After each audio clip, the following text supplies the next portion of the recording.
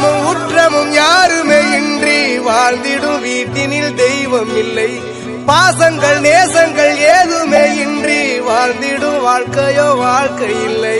பிரிந்தே நாம் வாழ்கின்ற போதிலும் நினைவுகள் நம்மை சேர்த்திடுமே. அழகாய் பூ பூத்திட வேண்டிய வேர்கள் நீர் ஈர்த்திடுமே.